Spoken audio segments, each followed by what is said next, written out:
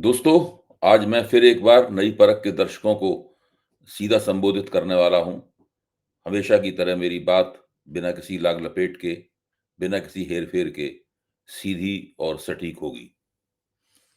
दोस्तों, इंदिरा भवन के मंच पर कल अपनी तीसरी प्रेस कॉन्फ्रेंस के जरिए राहुल गांधी ने लोकतंत्र के लिए हमारी और आप सबकी लड़ाई को एक नए चरण में पहुंचा दिया है। ये नया चरण क्या है? पहले क्या होता था और अब क्या हो रहा है? पहले ये लड़ाई बूथ कैप्चरिंग का विरोध करने तक रह जाती थी। चुनाव में धनबल बाहुबल को खत्म करने की मांग तक रह जाती थी। ईवीएम की हैकिंग पर उंगलियां उठाने तक रह जाती थी। प्रधानमंत्री द्वारा प्रयोग की जाने वाली अशिष्ट और सांप्रदायिक भाषा के इस्तेमाल तक रह जाती थी। राहुल गांधी ने दिखाया है कि ये सभी मुद्दे तो हैं ही, इनके लिए तो लड़ना ही होगा। लेकिन इस समय भाजपा और चुनाव आयोग की जो साठगांठ चल रही है, वह तो कुछ और ही है। जब प्रेस कॉन्फ्रेंस खत्म हो गई, तो पत्रकारों से सवाल जवाब शुरू हुए। जरा सुनिए कि उसमें राहुल गांधी ने क्या कहा। राहुल से एक सवाल पूछा गया था कि क्या आप इस तरह की फर्जी वोटिंग रोकने के लिए विपक्ष के कार्यकर्ताओं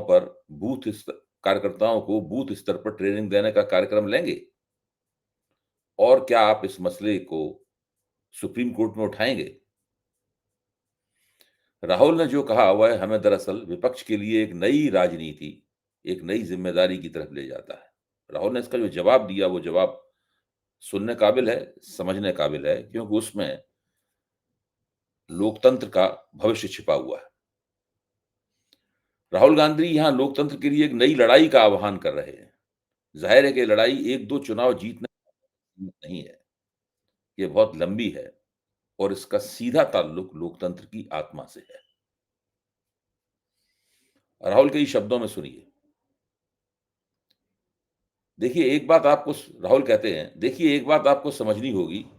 अगर वोटर लिस्ट करप्टेड है और हमें लास्ट मिनट पर वोटर लिस्ट दी जा रही है, तो ट्रेनिंग से कुछ नहीं होगा। फिर वो अपने लोगों से कहते हैं कि वोटर लिस्ट स्क्रीन पे दिखाई जाए। वोटर लिस्ट स्क्रीन पर आती है। राहुल गांधी कहते हैं, यह रही वह लिस्ट। वोटर लिस्ट दिखाओ जरा। यह लिस्ट ही चुनाव की बुनियाद है। यह लोकतंत्र की रीढ़ है, आधार है। अगर इस लिस्ट में गलतियां हैं, तो कितनी भी ट्रेनिंग दे दीजिए, उससे यह समस्या हल नहीं होने वाली है। हम ट्रेनिंग देते रह सकते हैं, लेकिन जिसकी तस्वीर है, उसके नाम पर कानूनी तौर पर वोट डाला जाता रहेगा। कानूनी तौर पर उसका नाम 5 बार आ रहा है। वो एक बूथ में यहाँ वोट कर रहा है, दूसरे बूथ में वहाँ वोट कर रहा है। कहाँ-कहाँ ट्रेनिंग देंगे, कहाँ-कहाँ रोकेंगे। तो अगर वोटर लिस्ट ही करप्टेड है और इलेक्शन कमीशन इसी वोटर लिस्ट का ही प्रयोग कर रहा है, चुनाव को खत्म करने के लिए, तो किसी भी ट्रेनिंग से कुछ नहीं होने वाला और कोई पार्टी इसे नहीं कर सकती। यह था सवाल के पहले हिस्से का जवाब। अब सुनिए सवाल के दूसरे हिस्से का जवाब, सुप्रीम कोर्ट वाले हिस्से पर। ये बहुत लोकप्रिय है। बहुत लोग कह रहे हैं कि राहुल गांधी को चाहिए, कांग्रेस को चाहिए, विपक्ष को चाहिए कि सुप्रीम कोर्ट में चला जाए। सुप्रीम कोर्ट से अ, सुप्रीम कोर्ट के ज़रिए लोकतंत्र को बचा लिया जाए। राहुल इसमें क्या कहते हैं मैं ये भी बताऊँगा और कुछ बात मेरे मन में भी है, वो भी मैं आपको बताऊँगा। राहुल गांधी कहते हैं, "look, supreme court is watching." Supreme court देख रहा है। Supreme court is the highest court in the country who is watching. Supreme court इस देश की सबसे बड़ी अदालत है और वो देख रही है। They have seen Mahadevpura presentation, they have seen Anand presentation, and now they have seen Haryana presentation। यानी सुप्रीम कोर्ट ने मेरा महादेवपुरा की प्रस्तुति भी देखी है, आनंद वाली प्रेस कॉन्फ्रेंस भी देखी है और इस वक्त हरियाणा की प्रेस कॉन्फ्रेंस भी देख रहा है। ये दिख रहा है सबको। It is not hidden. We are not doing it in a quiet room.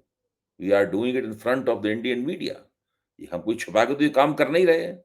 किसी अलग थलग किसी गुप्त कमरे में तो ये काम नहीं हो रहा है। ये तो भारत के पूरे मीडिया के सामने ये काम किया जा रहा है। Everybody is in India knows and there is nothing here that can be question fundamentally. This is their data, this is not our data. Rahul Gandhi कह रहे हैं कि हर कोई जानता है नथिंग देयर, जो जो बताया जा रहा है उसके ऊपर बुनियादी तौर पर कोई सवाल नहीं उठा सकता, कोई आपत्ति नहीं कर सकता, क्योंकि ये उनका डेटा है, ये चुनाव आयोग का डेटा है। ये कोई मेरा डेटा नहीं है जिसके आधार पे मैं ये बता रहा हूँ। अब मैं दोस्तों एक सवाल पूछना चाहता हूँ यहाँ पे, जो बहुत ज़रूरी है पूछना। मैं बचपन से देखता हूँ कि दबंग लोग आते हैं, ताकतवर लोग आते हैं, किसी की ज़मीन और किसी के मकान पे कब्ज़ा कर लेते हैं। इंसान को बाहर बैठा देते हैं जो उस मकान में रह रहा है। जब वो सवाल उठाता है कि ये तो बहुत नासा नाइंसाफ़ी हो रही है, तो उससे कहा जाता है कि अदालत में चले जाओ। अदालत में जाके अपना घर छुड़वा लो। आप हम लोग सब जानते हैं कि अदालत में 20 साल तक मुकदमा चलेगा, तब वो मकान उस दबंग के कब्ज़े से छुड़वाया जाएगा। वस्तुस्थिति ये है कि लोकतंत्र पर कुछ दबंगों ने कब्ज़ा कर लिया है और हमको नसीहत दी जा रही है, सलाह दी जा रही है कि जाइए अदालत में जाकर इस कब्ज़े को छुड़वा लीजिए। अदालत में कब्ज़ा होता रहेगा और वो इस देश के ऊपर मनमानी हुकूमत करते रहेंगे। मनमाने तरीके से हमारे समाज को, हमारे राज्य को, हमारे पूरे तंत्र को तोड़ते-मरोड़ते रहेंगे। इसलिए ये पूरा विचार कि केवल सुप्रीम कोर्ट सारी समस्याओं का हल है, हमें लोकतंत्र के सारे अंडे सुप्रीम कोर्ट की टोकरी में रख देना चाहिए। ये एक ऐसा सवाल है और ये एक ऐसी राय है जो मौजूदा परिस्थिति पर फिट नहीं बैठती।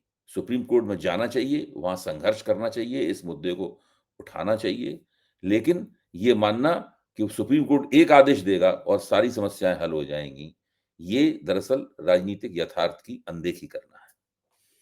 यहाँ अपने जवाबों में राहुल गांधी साफ कह रहे हैं कि भाजपा ने चुनाव प्रणाली के पूरे तंत्र को कैप्चर कर लिया है।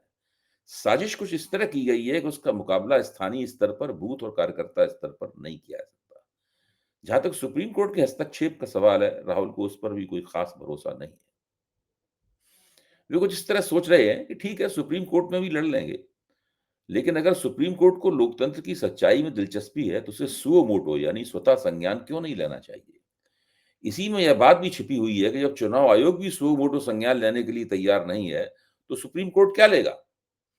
यहाँ यह भी याद रखना चाहिए कि जब बिहार की एसआईआर के मसले को कोर्ट में ले जाया गया, तो कोर्ट 1960 के लोक प्रतिनिधित्व कानून की रोशनी में आयोग को आदेश देने की बजाय उसे सलाह देने लगा।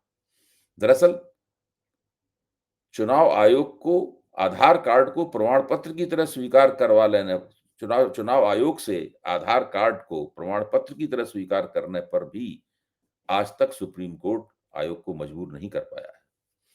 राहुल कहते हैं, देखिए बूथ लेवल पर हम थोड़ा बहुत काम कर सकते हैं। सबसे पहले आपको यह समझना होगा कि वोटर लिस्ट लास्ट मिनट पे मिलती है। ये जो हरियाणा की वोटर लिस्ट थी, फाइनल लिस्ट लास्ट मिनट पर चुनाव से एकदम ठीक पहले हमें दी गई।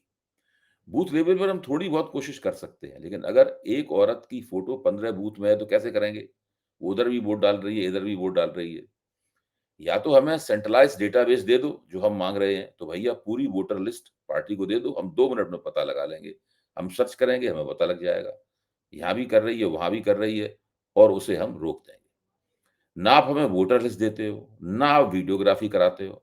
अच्छा, वीडियोग्राफी कराते हो भी हो, तो जब हम कहते हैं कि भैया हम सस्पेक्ट कर रहे हैं कि इस बूथ में कोई प्रॉब्लम है, चलो फिर से हमें वीडियोग्राफी दिखाओ, वो भी नहीं दिखा रहे। तो this is not a matter that can B solved by training, please understand. ये कोई ऐसा मसला नहीं है जो ट्रेनिंग द्वारा हल किया जा सके, इसे समझने की ज़रूरत है। This is a fundamental attack on the democratic soul of India. ये तो देश की लोक भारतीय लोकतंत्र की आत्मा पर किया गया हमला है। They attack on Mahatma Gandhi, they on Ambedkar ji, on Jawaharlal Nehru, on Sardar Patel, on Subhash Chandra Bose. उन्होंने महात्मा गांधी पर हमला किया है, उन्होंने अंबेडकर पर हमला किया है, उन्होंने जवाहरलाल नेहरू पे हमला किया है, उन्होंने सरदार पटेल पर हमला किया है, सुभाष चंद्र बोस पर हमला किया है। और ये हमला by the RSS, that's what is the Gandhi's was murdered, his vision and his ideas is being murdered, that's what going on.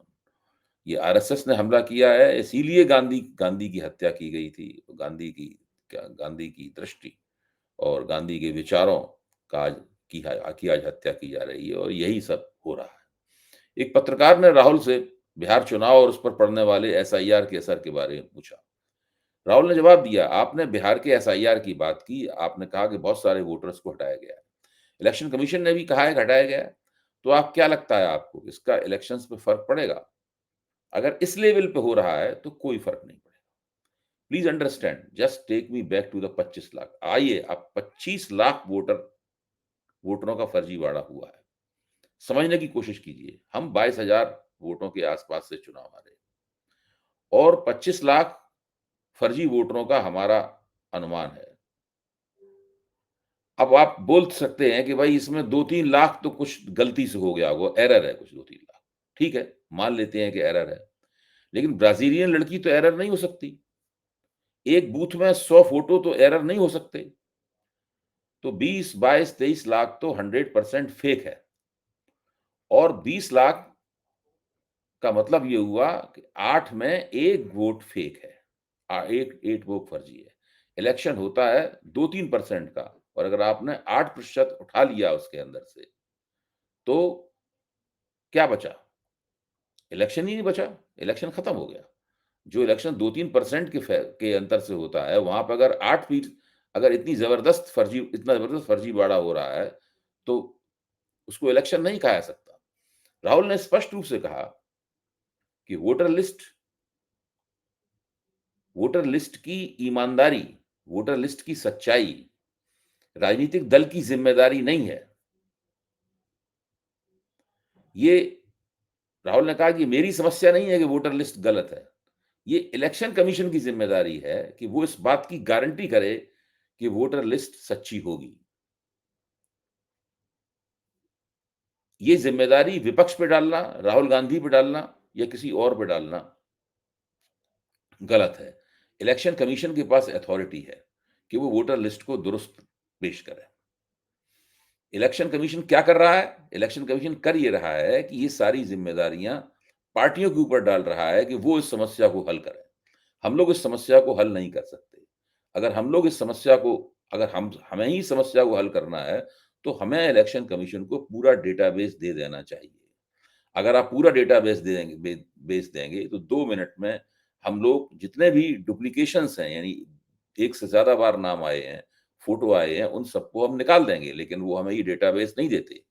Website पर भी फ़ोटो नहीं दिखाते, क्योंकि वेबसाइट पर फ़ोटो दिखती तो पता लग जाता कि भाई ये ब्राज़ीलियन औरत है। तो स्थिति ये है कि इस बात को समझना होगा कि ये हमारा काम नहीं है। हमारा काम तो चुनाव लड़ना है। ये इलेक्शन कमीशन का काम है कि वो ये गारंटी करे कि चुनाव निष्पक्ष और स्वतंत्र हो रहा है। इलेक्शन कमीशन ये काम कर नहीं रहा है। दोस्तों, मुझे तो लगता है कि राहुल गांधी भी इस मसले को राजनीतिक दलों के दायरे से निकालकर जनता की अदालत में ले जाने का मूड बना चुके हैं। उनका ख्याल है कि पार्टियों के स्तर पर इसका पूरा हल नहीं हो सकता। तो जनता इस मसले को अपने हाथ में लेगी, सड़क पर निकलेगी, शांतिपूर्ण प्रदर्शन होंगे, जनता का दबाव बनेगा तो कुछ बदलाव हो सकता है। इसीलिए उनका ज़ोर इस मसले पर जन चेतना पैदा करने का है। वे कहते हैं, हम इसके बारे में अवेयरनेस ला रहे हैं, हम आपको दिखा रहे हैं। हरियाणा के युवाओं को दिखा रहे हैं, हरियाणा की जनता को दिखा रहे हैं कि क्या हुआ था। इससे पहले हरियाणा में किसी को मालूम नहीं था, हमने ठोस सबूत दिया है। तो ये मैं सोचता हूँ कि ये देशभक्ति का काम है, राष्ट्रवाद का काम है। कि हमारा जो संविधान है, हमारा जो प्यारा संविधान है, उसकी रक्षा करनी हमारी ज़िम्मेदारी है। एक विपक्ष के नेता के तौर पर ये हमारी पहली ज़िम्मेदारी है, ये मेरी पहली ज़िम्मेदारी है कि मैं संविधान की रक्षा करूँ और वही मैं कर रहा हूँ। दोस्तों, इस प्रेस कॉन्फ्रेंस में राहुल गांधी का वह वाक्य कभी नहीं भुलाया जा सकता, जिसमें उन्होंने संविधान की लाल किताब दिखाते हुए कहा था, इलेक्शन कमीशन उनका है, वोटर लिस्टें उनकी हैं, इंस्टीट्यूशन उनके हैं, लेकिन ये संविधान की लाल किताब दिखाते हुए उन्होंने कहा, ये हमारा है। दोस्तों, आज की चर्चा खत्म करने से पहले मैं आपसे आपके अपने सोशल मीडिया मंच नई परख के बारे में कुछ कहना चाहता हूँ। आप सभी ने नई परख को इतना प्यार दिया है, इसके लिए सभी का तहे दिल से शुक्रिया। अगर आप चाहते हैं कि मैं आपके लिए अलग से कंटेंट बनाऊँ, आपकी टिप्पणियों का जवाब दूँ या आपके सुझाव पर चर्चा करूँ, तो आप हमारे चैनल का हिस्सा बन सकते हैं। अगर आप नई परख चैनल का हिस्सा बनना चाहते हैं, तो आप मेरे वीडियो बाकी सब्सक्राइबरों से 1 घंटे पहले देख पाएँगे। आपकी टीका टिप्पणियों का मैं जवाब दूँगा, आपके लिए हर दिन स्पेशल शो करूँगा, आपके सुझाव अपने वीडियो में शामिल करूँगा। आज बस इतना ही। जाने से पहले मैं एक बार फिर आपसे अपील करूँगा कि आप नई परख को सब्सक्राइब करें, उसके साथ गहन रिश्ता बनाएँ, अपने सुझाव दें, ताकि हम अपने कार्यक्रमों को और बेहतर कर सकें। धन्यवाद।